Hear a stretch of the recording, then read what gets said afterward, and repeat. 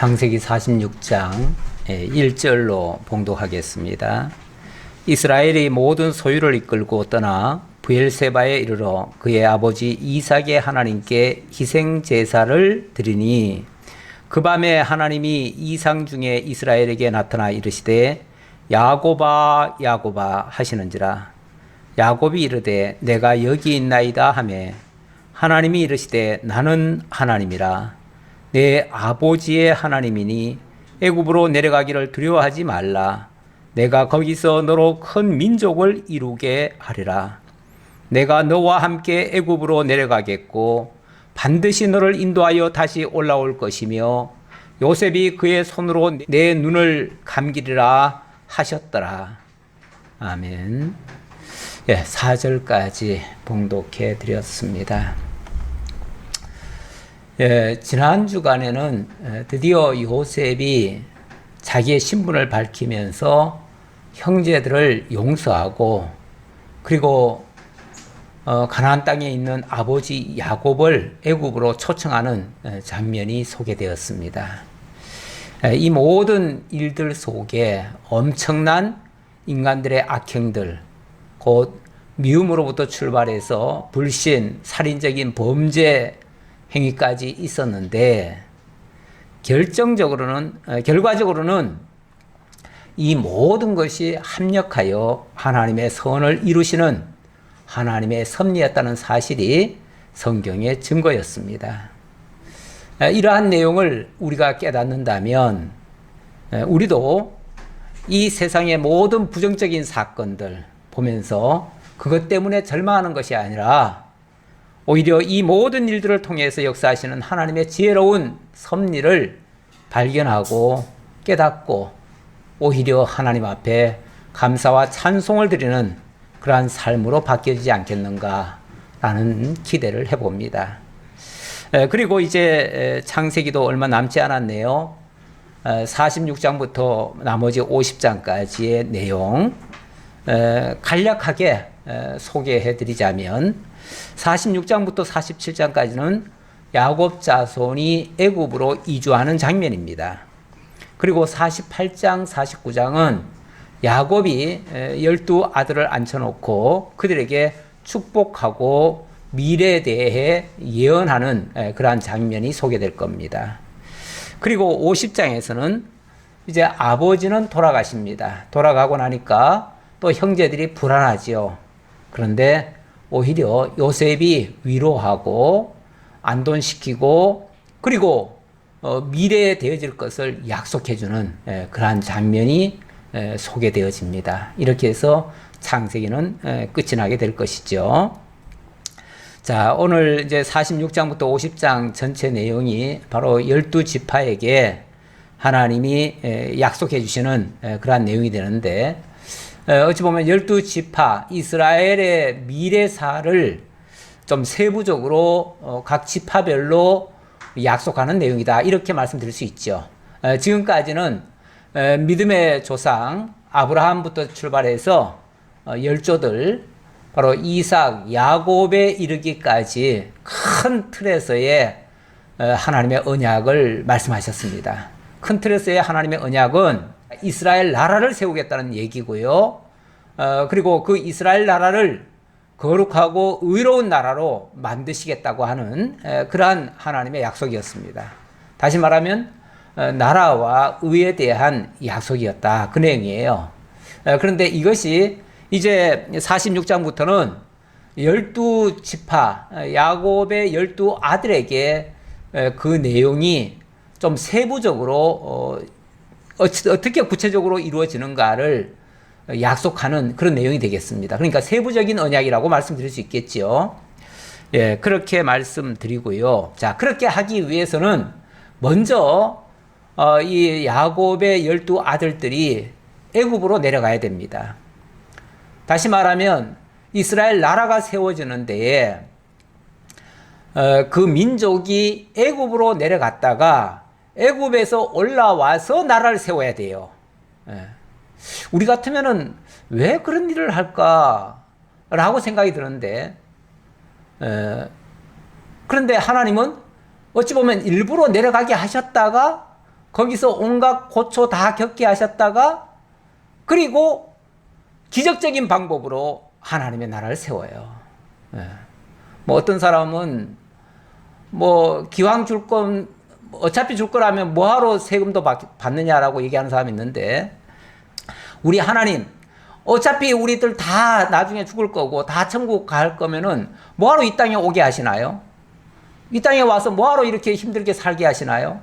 어차피 천국 누리게 할 거면은 아예 여기서부터 그냥 천국으로 그냥 바로 직행하면 안 되나요? 이 땅도 그냥 천국으로 만들어 놓으면 안 되나요?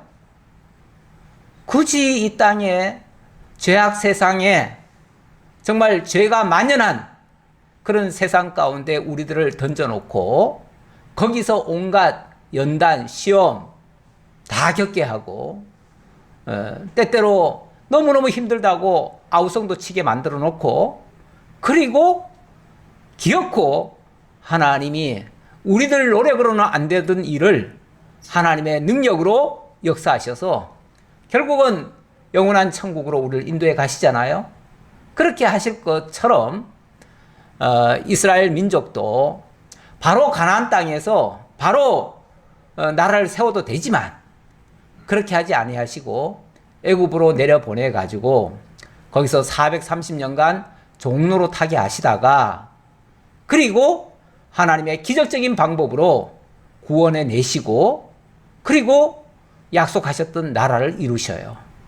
그 과정에서 하나님의 역사를 배우게 되고 하나님의 살아계심을 깨닫게 되어지고 하나님의 능력을 발견해서 그 백성들이 바로 믿음의 백성, 의로운 백성 만들어진다는 사실입니다. 그러니까 의를 만들려면, 의롭게 하려면 뭐가 필요하냐면 죄라는 게 있어야 돼요. 죄라는 게. 예. 죄라는 게 없이는 의라고 하는 것이 드러나지도 않아요. 그러니까 우리를 그냥 나라 세우는 게 목적이 아니고 의로운 나라를 세울 거거든요. 예. 의로운 나라를 세울 거니까 죄악된 나라 속에 빠져들어가야 돼요. 그 속에서 건져가지고 비교하시면서 봐라, 세상은 이렇게 악해, 세상은 이렇게 불의해, 하지만 내가 세우는 나라는 이렇게 의로울 거야, 나는 이런 나라를 만들어 줄 거야 라고 말씀하시는 거죠. 그래서 그걸 우리로 하여금 바라보게 만드시고 그쪽을 향해서 달려가도록 역사를 하신다. 그래서 이 모든 과정이 필요하다. 애굽으로 내려가는 것도 필요하다. 그 말이죠. 필요하다. 왜 이렇게 힘들게 애굽으로까지 내려가게 했다가 또 나중에 또 올릴 거 뭐하러 내려가게 하시냐 이러지 말고, 우리 이렇게 힘들게 이 땅에서 뭐하러 살게 하시냐 이러지 말고, 이거 다 필요하다. 이거 필요해서 하나님이 내보내신 거다. 심지어는 코로나도 필요해서 보내신 거다 라고까지 우리가 생각을 한다면 모든 것이 긍정적이죠. 우리 기독교 역사관은요, 그래서 긍정적 역사관입니다. 직선적 역사관이라고도 표현을 해요. 이 세상의 역사관은요, 나선식이라고 그래요. 다시 말하면 나선이라고 하는 거는 우리 용수철 있잖아요. 용수철 이렇게 올라가는 거. 이게 점차 좋아진다는 뜻이에요. 이게 점차. 그러니까 인간의 노력과 인간의 그 반성과 인간의 그 힘에 의해서 세상이 점점 좋아진다. 이런 식의 역사관이에요. 그런데 우리 기독교의 역사관은 그게 아니에요. 하나님이 설계하신 것을 하나님의 목적에 따라서 계속 이 땅을 하나님께서 그쪽으로 끌고 가신다는 거예요.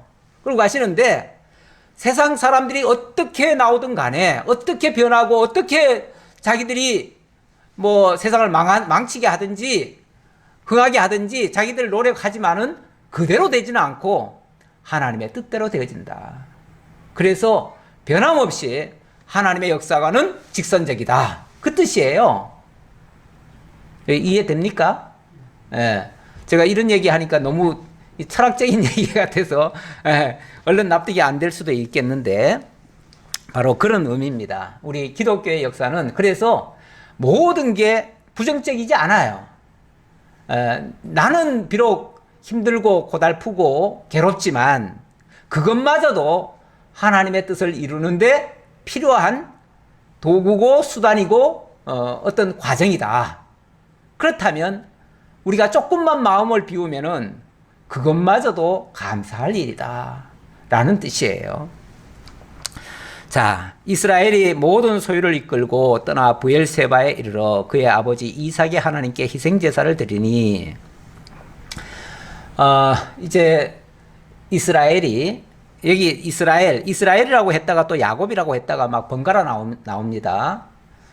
어찌 보면 이스라엘이라고 표현할 때는 좀 믿음을 쓰거나 하나님을 제대로 깨닫고 올바르게 행동할 때는 이스라엘이라고 표현을 하다가 또 조금이라도 불신의 행위가 나온다든지 아니면 하나님의 기준에서는 또 여전히 마치 어른들의 눈에 아이들이 철없이 보이듯이 야곱이라고 보여지는 거죠. 그 어찌 보면 야곱의 그 본성 같은 모습들이 여전히 보이는 거죠.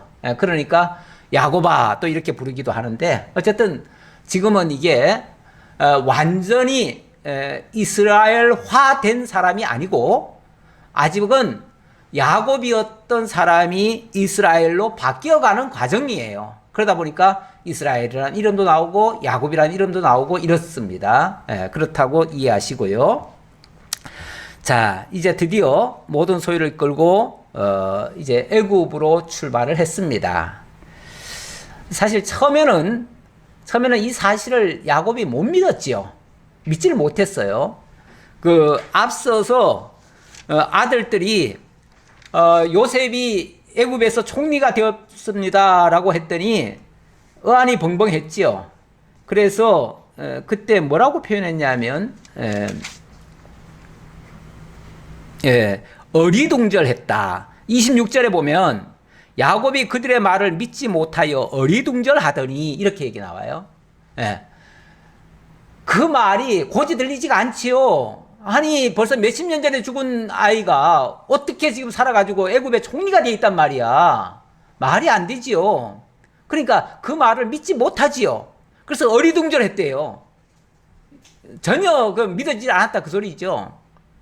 그랬는데 요셉이 자기를 태우려고 보낸 수레를 보고서야 기운이 소생한지라. 수레를 보고서야. 다시 말하면 왕의 수레가 왔잖아요. 왕의 수레. 이거는 정말 진짜가 아니라면 어떻게 왕의 수레가 올 수가 있습니까? 애굽 왕의 수레가 어떻게 올 수가 있냐 그 말이에요.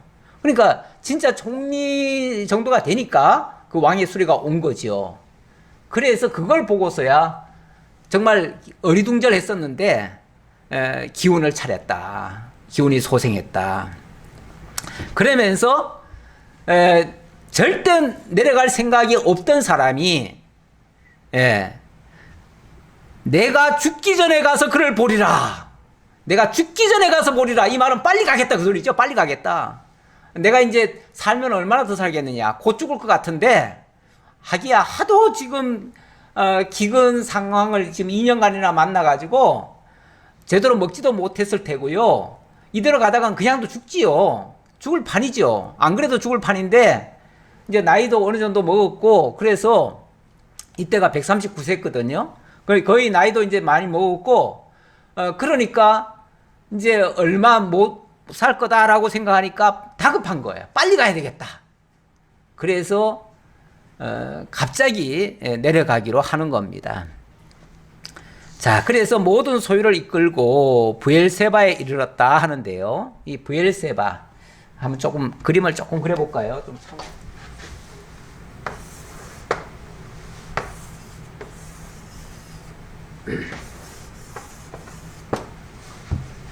예.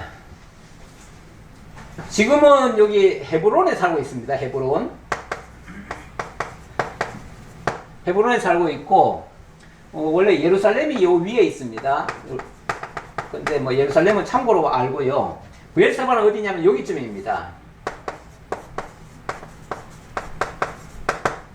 이 브엘세바를 지나면은 여기는 네게부라고 해가지고 이쪽이 다 네게부입니다. 네게부는 사막이에요, 일종의. 사막인데 사막 들어가기 전에 브엘세바 여기에 옛날에 아버지 이삭이 여기서 터를 잡고 살았어요. 오랫동안. 여기서 우물을 파고, 그래서 이삭의 우물이 있어요. 그래서 여기에 살다가 나중에 헤브론으로 왔는데, 다시 돌아와서, 처음에는 여기 살다가 하란에 갔다가 올 때 와가지고 이 헤브론으로 왔습니다. 여기 와서 살다가 지금 이 애굽으로 내려가려니까 브엘세바로 왔다 그 소리죠. 와가지고 여기에 아버지 이삭이 하나님께 제사를 드리던 그 제단에서 하나님께 희생제사를 드렸다. 그러니까 아버지를 생각하면서 거기서 제사를 드린 거죠.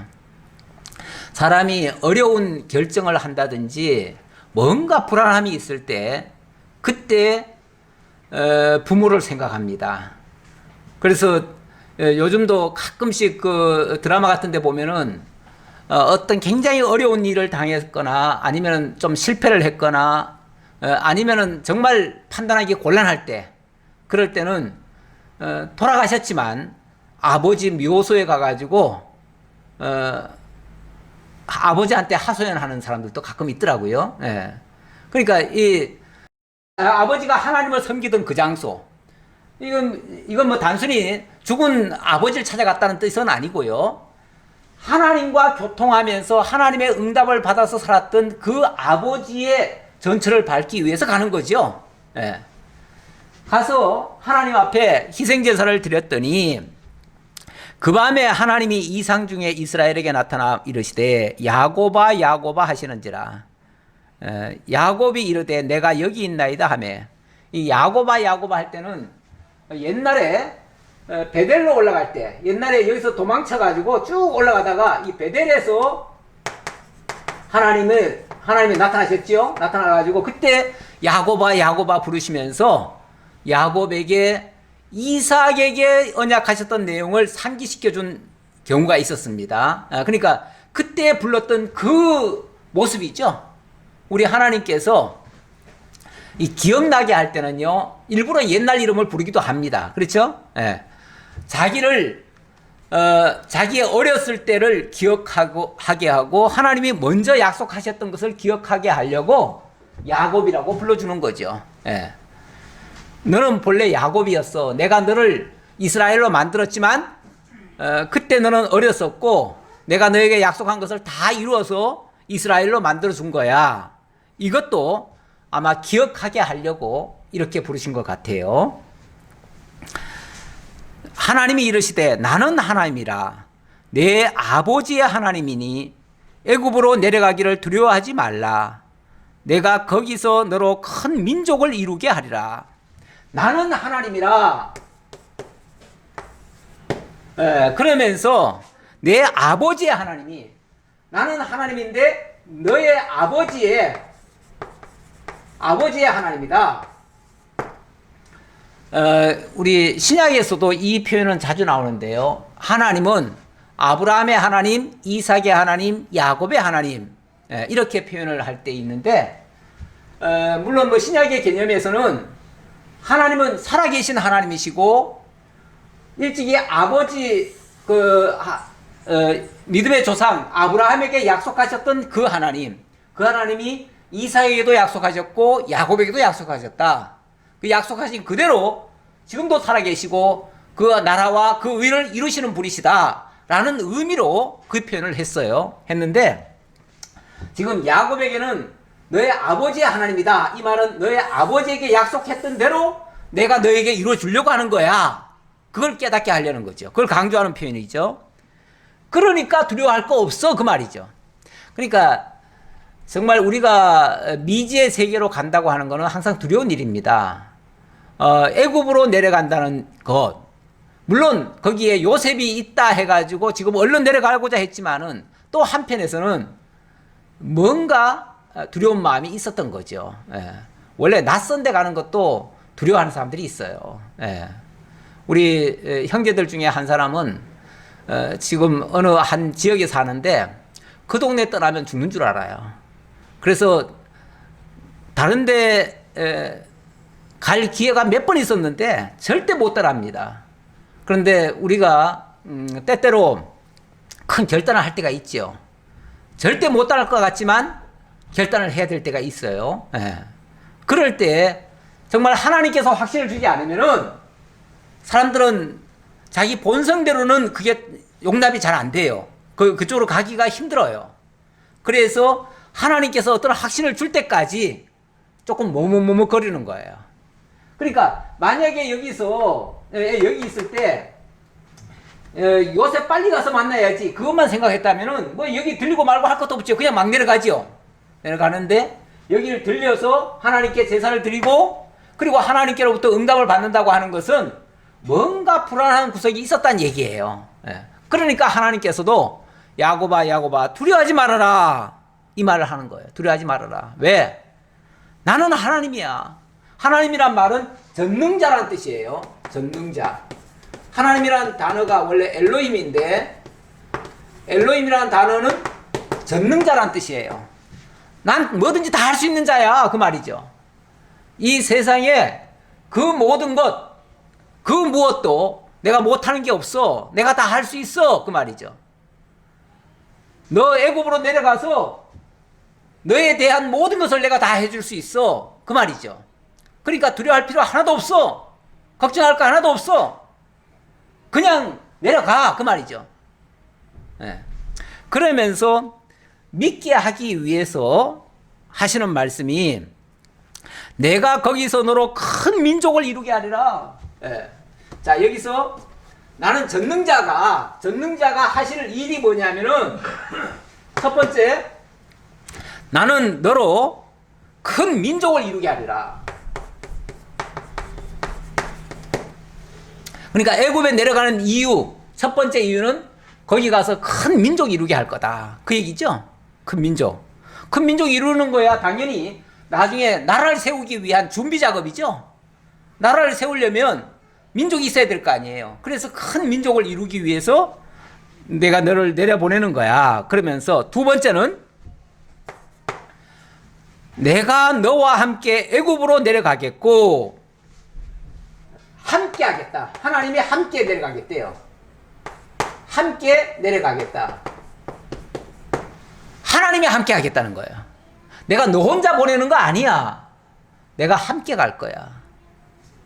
하나님이 함께 가면 세상에 뭐가 무섭나요? 뭐가 겁나나요? 애기들이 혼자는요, 그 강아지만 보고도 무서워해요. 개는 당연히 뭐 경계하죠. 개를 보면.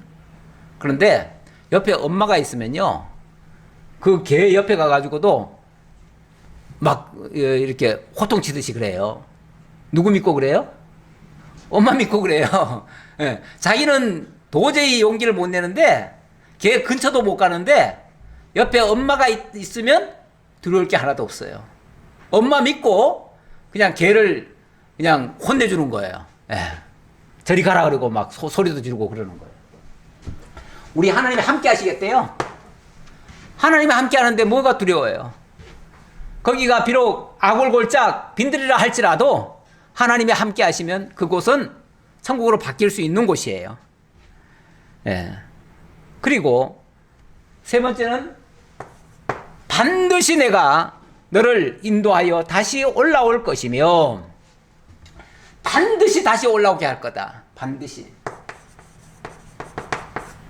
다시 올라오게. 다시 오게 한다. 반드시 다시 오게 한다. 그러니까 지금 내려가는 게 거기 영원히 가서 살기 위한 목적에 내려가는 게 아니에요. 다시 올라오게 하려고 내려가는 거예요. 제가 서두에 말씀드렸듯이 어쩌면 쓸데없는 짓 하는 것 같잖아요. 그렇죠? 아니 다시 올라올 걸 뭐 왜 내려가? 다시 올라올 거면서 왜 내려가게 해? 우리 하나님은요, 그게 쓸데없는 짓이 아니고요, 그게 필요한 거예요.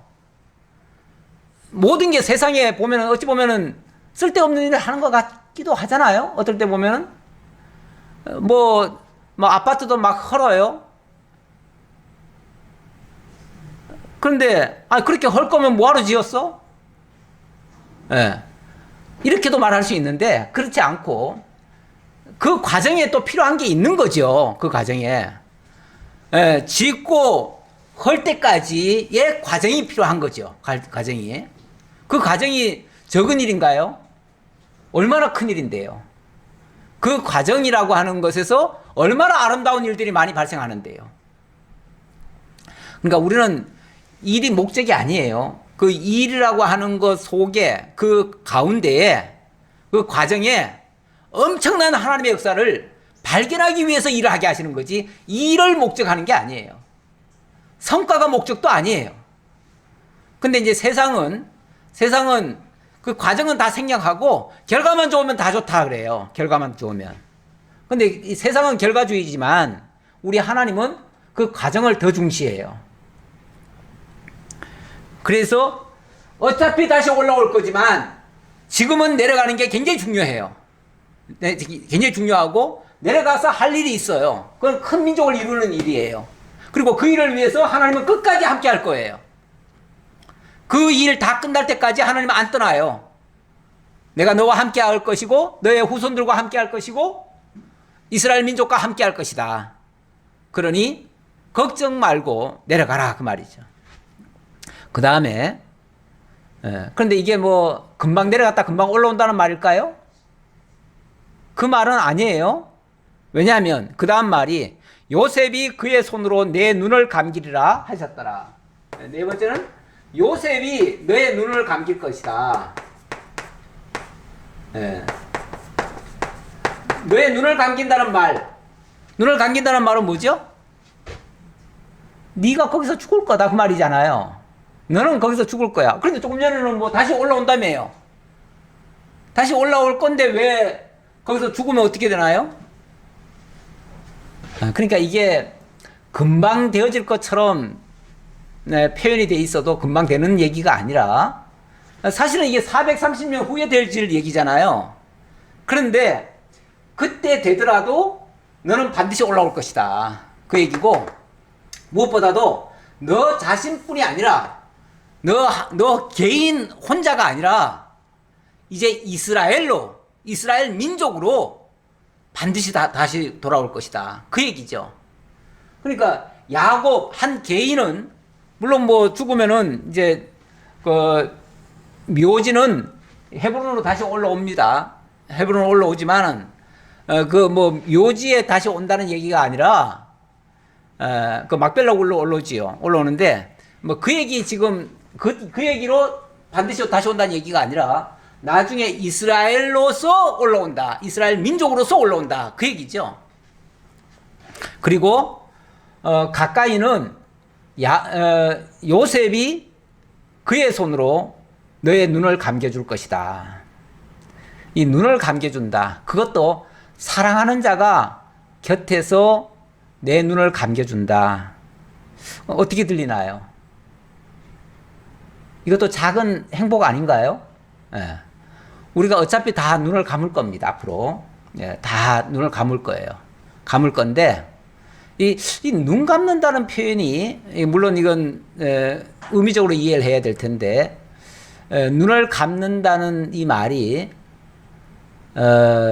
눈을 쉽게 못 감는 사람들도 있어요.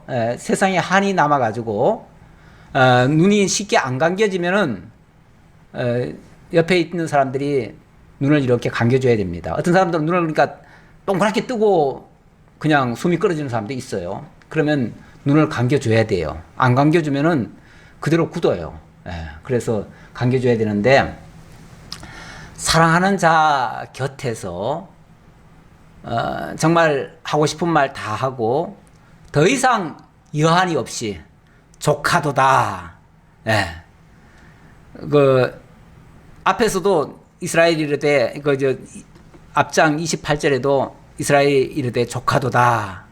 이런 표현을 했고 나중에도 뭐 지금 죽어도 조카도다. 뭐 이런 표현을 합니다. 그런 표현을 하는데 그거는 어찌 보면 내 할 일 다 하고 목적이 다 이루어지고 하나님의 뜻이 다 이루어지고 그리고 이제 더 이상 다른 어떤 목적 없이 그냥 평안히 죽는다는 것은 어떤 면에서 그것도 행복이에요. 행복이라고 봐야 돼요. 그런데 거기에 사랑하는 이 야곱이 가장 사랑했던 자가 사실은 요셉 아닙니까?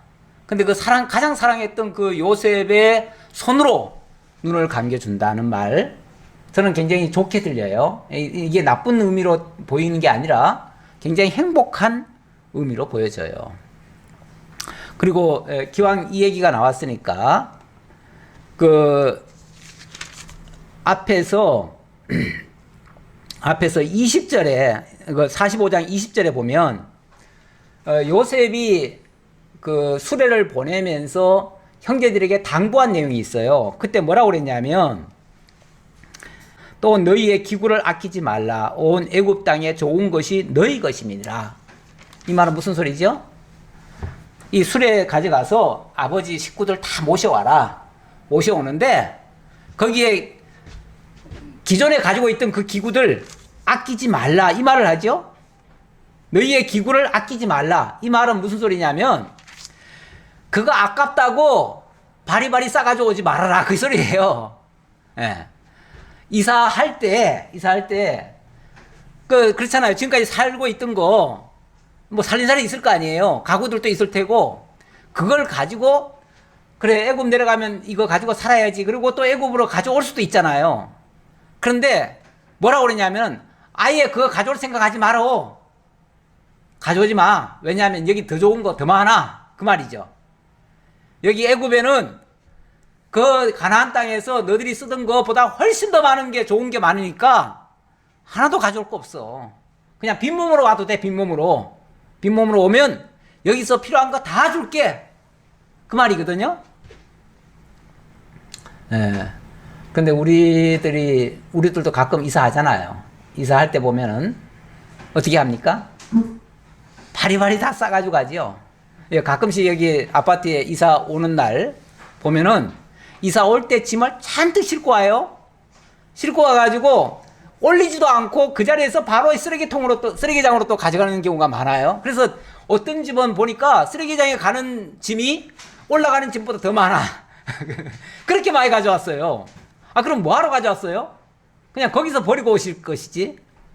여기 와서 올리려고 보니까 어울리질 않아. 새 집하고 어울리질 않으니까 여기까지는 미련하게 가져왔는데 정작 올리지는 못하고 다 쓰레기장으로 가버리는 거죠. 그리고는 그냥 다 새 거 사다가 다시 놔버려요.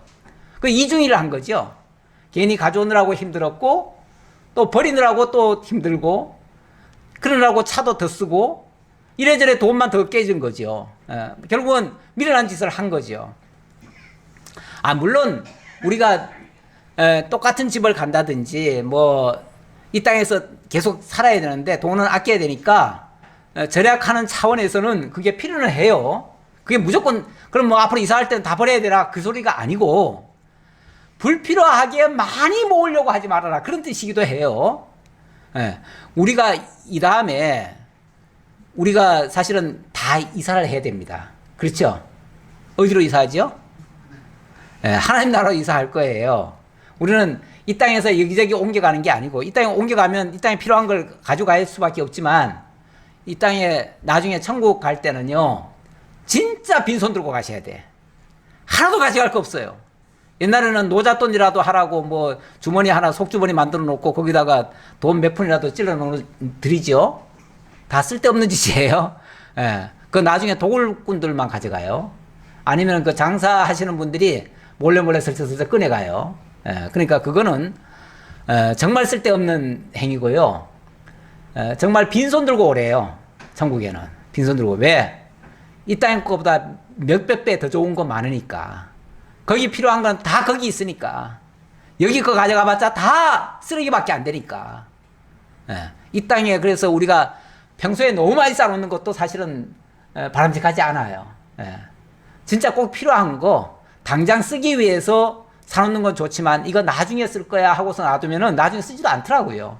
그러니까 너무 이 땅에 많이 모으려고 하는 거 쓸모없다. 그리고 아까운 것도 아니다. 오죽하면은 요셉이 그러잖아요. 그거 아끼지 말라. 아까워하지 말라 그 소리죠. 아까워하지 말라. 우리 이 땅에 거 아까워할 거 하나도 없습니다. 물론 지금은 필요하니까 쓰고요. 지금 다 버리라는 얘기 아니에요. 지금은 필요하니까 다 쓰시고 나중에 거기에 미련은 갖지 말라 그런 뜻이죠. 우리가 이 세상 거에 너무 미래를 두다 보면 세상 거 위해서 너무 그냥 힘을 쏟다가 정작 하나님의 일에는 힘을 못 쓰는 경우가 있어요. 그런 측면에서 제가 참고적으로 덧붙여서 말씀드렸습니다. 자, 그 다음 계속 본문 나가지요. 야곱이 브엘세바에서 떠날 새 이스라엘의 아들들이 바로가 그를 태우려고 보낸 수레에 자기들의 아버지 야곱과 자기들의 처자들을 태우고 그들의 가축과 가나안 땅에서 얻은 재물을 이끌었으며 야곱과 그의 자손들이 다 함께 애굽으로 갔더라.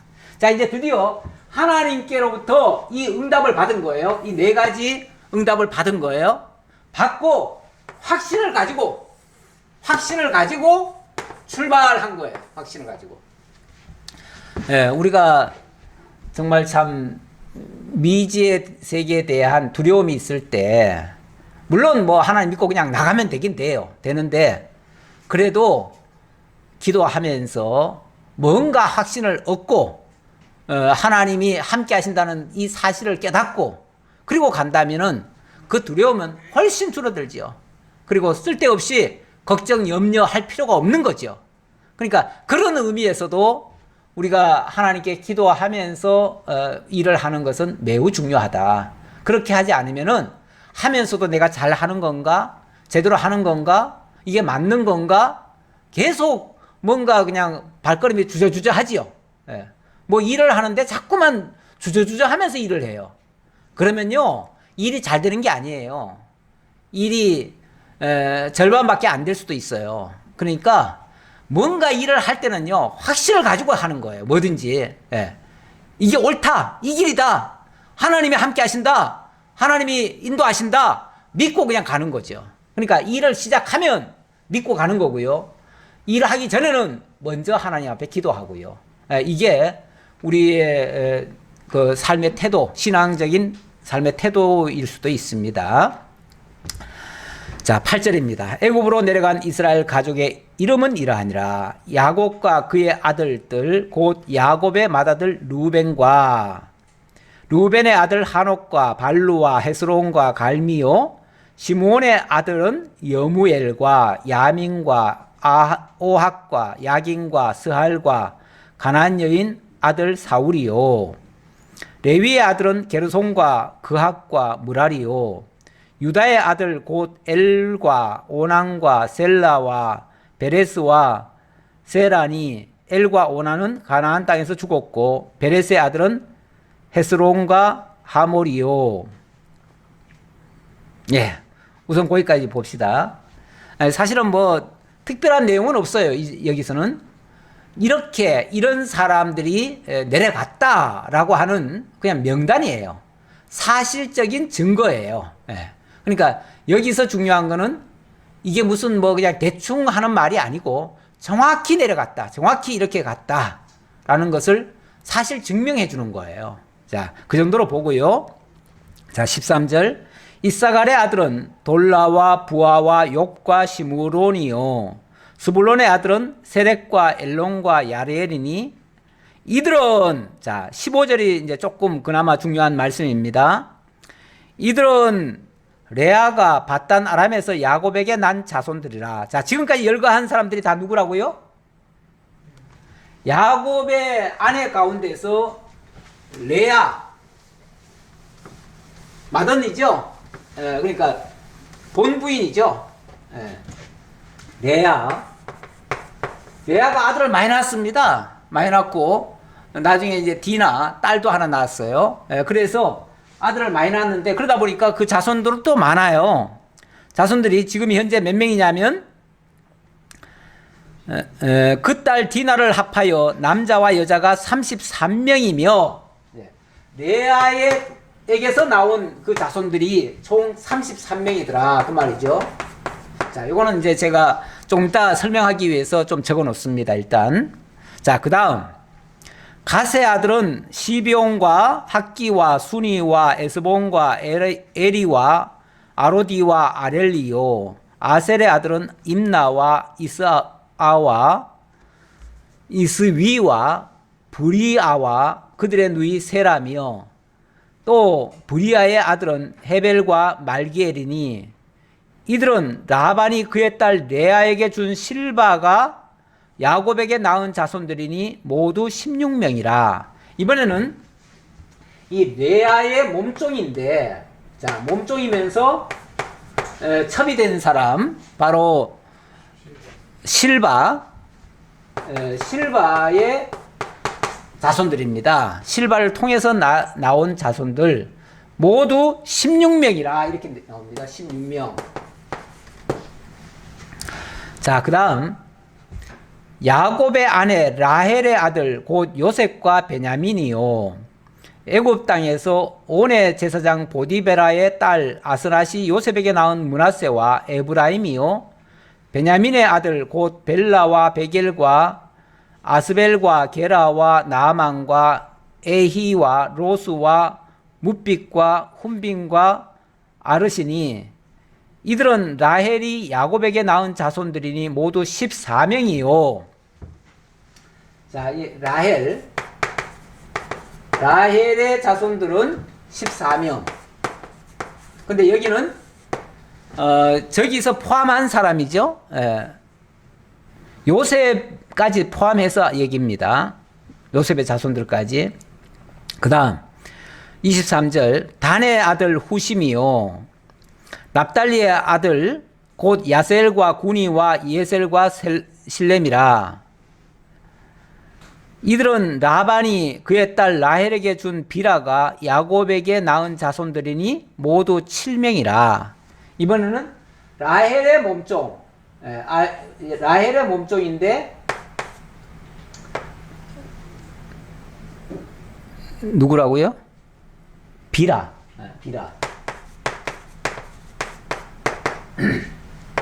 라헬의 종이죠. 비라에게는 7명 이렇게 나오네요. 7명. 자, 그렇게 해서 야곱과 함께 애굽에 들어간 자는 야곱의 며느리들 외에 66명이니 이는 다 야곱의 몸에서 태어난 자이며, 자, 이렇게 해서 며느리들 빼고, 자, 이 중에서 며느리들 빼고 뺀 숫자가 66명이래요. 자, 일단 요거 한번 더 해볼까요? 더 해보면 30명, 33명에 7명이면 70명이죠. 70명인데 여기는 그 애굽에 있는 4명이 포함되어 있죠. 70명인데 애굽에 있는 4명이 포함되어 있어요. 예? 예, 그렇죠. 요셉의 식구들 4명이 포함되어 있어요. 그러니까 여기서 4명을 빼면 몇 명이죠? 66명이죠. 66명이에요. 66명인데, 예, 그래서 일단은 본문에서는 요셉 식구들까지 포함하면 70명이고 그 식구를 빼면 66명이고, 그래서 여기에 도착한 사람은 66명인데 이렇게 지금 표현을 했어요. 예.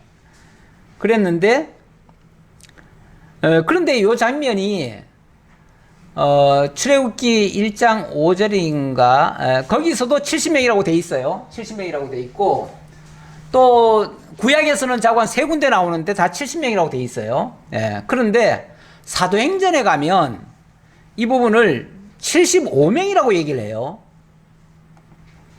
75명이라고 하면 어떻게 되죠? 그럼 뭔가 좀 틀리잖아요. 그렇죠? 사도행전 7장 14절에 보면, 예. 거기 누가 한번 찾으시면 읽어보실래요? 요셉이 사람을 보내어 그의 아버지 야곱과 온 친척 75사람을 청하였더니. 네, 75사람 청하였더니, 물론 청하였더니 했으니까 거기 뭐 청하였다고 하고 그 다음 말은 어떻게 돼 있어요? 야곱이 애굽으로 내려가 자기와 우리 조상들이 거기서 죽고 세겜으로 옮겨져 아브라함이 세겜 하몰의 자손에게 돈으로 밥 주고 사는 무덤에 장사해. 예. 어쨌든 75명을 청했는데 66명만 왔다는 얘기인지 아니면은 여기 며느리를 뺀 숫자가 66명이라고 또 돼 있으니까 표현상 여기에 며느리까지 포함하면은 다시 75명이 될 수도 있는 거죠. 근데 이제 75명을 만약에 만들려면은 이제 9명이 더 들어가야죠. 9명이. 9명이 들어가야 되는데 그 며느리가 총 9명이었는데 그 중에서 아니 원래는 더 있었죠. 더 있었는데 죽기도 하고 이렇게 해서 빠진 것 같아요. 빠져서 아마 그렇게 되지 않았는가 이렇게 생각이 드는데 어쨌든 이거 가지고 일부에서 제가 이걸 굳이 써놓은 이유는 이걸 가지고 이렇게 성경이 불확실하다. 어디는 70명이라고 돼 있고 어디는 75명이라고 돼 있어가지고 그래서 이거는 뭐 약술이다 상술이다. 다시 말하면 대충 얘기한 것과 자세하게 얘기한 것 차이다. 이렇게 얘기하는데 그런 것은 성경이 이렇게 대충 기록하지 않습니다. 대충 기록하지 않고 이런까지 다 열거했는데 어떻게 대충 기록하겠습니까? 그러니까 분명한 거는 사실이고요. 다 사실이고 다만 75인을 초대했는데 어떤 이유로 해가지고 조금 빠졌을 수는 있어요. 한두 명이 빠졌을 수 있는데 며느리를 빼고 나니까 66명인데 거기에 포함하면은 맞을 수도 있고요. 그리고 이제 며느리들 중에서 또 죽은 사람도 있잖아요. 예를 들어서 유다의 아내 같은 경우는 죽었잖아요. 죽었으니까 당연히 숫자가 빠질 테고요. 이렇게 해서 결과적으로는 틀린 게 아니다. 저는 이제 그 얘기를 하고 싶어가지고 굳이 기록을 했습니다. 물론 그렇게 다들 믿지요, 우리야. 다 믿는데 혹시라도 그렇게 의심을 갖는 사람들이 있을까봐 제가 굳이 이 설명까지 드렸습니다. 자, 그 다음 28절 보겠습니다. 야곱이 유다를 요셉에게 미리 보내어 자기를 고센으로 인도하게 하고 다 고센 땅에 이르니 요셉이 그의 수레를 갖추고 고센으로 올라가서 그의 아버지 이스라엘을 맞으며 그에게 보이고 그의 목을 어금맞춰 안고 얼마 동안 울매. 얼마나 감격적인 만남입니까? 몇십 년 만에 정말 죽은 줄만 알았던 그 아들을 맞게 되는데 그런데 곧바로 여기가 이제 고센입니다. 여기가 고센 지역인데 곧바로 왕궁으로 가지 않고 다시 말하면 총리에게로 바로 가지 않고 고센 땅에 와서 머물면서 유다를 그 총리한테 보내가지고 총리로 하여금 오게 합니다. 이게 사실은 요셉이 그렇게 부탁을 한 것 같아요. 부탁을 했고 나중에도 보면 그 얘기가 나옵니다. 나중에 바로가 어디 사시려고 그러십니까? 그러면은 고센 땅에 살려고 합니다. 이렇게 대답하라는 거예요. 그래가지고 일부러 고센 땅에 머물면서 총리 보고 오라고 하는 거예요. 예. 그래 이거는 이제 작전입니다. 일종의 작전상 왜냐하면 이 고센 땅에 머물러야 돼요. 왜 여기다 머물려고 할까요? 1차적으로는 여기가 초원지대예요. 초원지대이기 때문에 목축하는 사람들에게는 초원지대가 굉장히 중요해요. 그래서 1차적으로는 그렇게 택할 수도 있는데 더 근본적으로는 나중에 여기 있어야 가나안 땅으로 올라올 때 제일 편리하거든요. 만약 이 안으로 깊숙이 들어가면요. 왕이 살고 있는 지역, 총리가 있는 곳으로 가려면요. 거기는 쉽게 말하면 대도시예요. 거기 들어가면 나중에 진짜 나오지를 못해요. 그러니까 나중에 가나안 땅으로 다시 되돌아올 걸 염두에 두고 여기를 정하는 거죠. 물론 이거는 요셉이 그렇게 가르쳐 준 거예요. 이 고센 땅에 머물면서 나중에 왕이 어디 살겠느냐고 하거들랑 고센 땅에 살기를 원합니다. 이렇게 얘기하라는 거예요. 자기도 그렇게 얘기할 테니까 그렇게 얘기하라는 거예요. 자, 그래서 드디어 고센 땅으로 요셉이 와가지고 서로 얼싸안고 이렇게 얼마 동안 울었다고 합니다. 감격의 포옹을 한 거지요. 이스라엘이 요셉에게 이르되 네가 지금까지 살아있고 내가 너의 얼굴을 보았으니 지금 죽어도 족하도다. 그렇죠. 정말 그 죽은 줄 알았던 그 자식이 지금 살아있다는 것만 생각해도 지금 죽어도 여한이 없다. 그런 뜻이죠. 너무 고맙지요. 요셉이 그의 형들과 아버지의 가족에게 이르되 내가 올라가서 바로에게 아뢰어 이르기를 가나안 땅에 있던 내 형들과 내 아버지의 가족이 내게로 왔는데 그들은 목자들이라 목축하는 사람들이므로 그들의 양과 소와 모든 소유를 이끌고 왔나이다 하리니 목축하는 사람이니까 당연히 목축을 끌고는 왔지요. 물론 뭐 기구들은 아까 다 버리고 오라 그래가지고 다 버리고 왔을지 모르겠는데 어쨌든 목축하는 그 살아있는 생명체는 다 끌고 왔지요. 예. 자, 끌고 왔는데 그리고 이제 자기가 먼저 바로 왕한테 가서 이렇게 얘기하겠다. 그렇게 얘기할 테니까 당신들도 그렇게 얘기해라. 그 말이죠. 33절.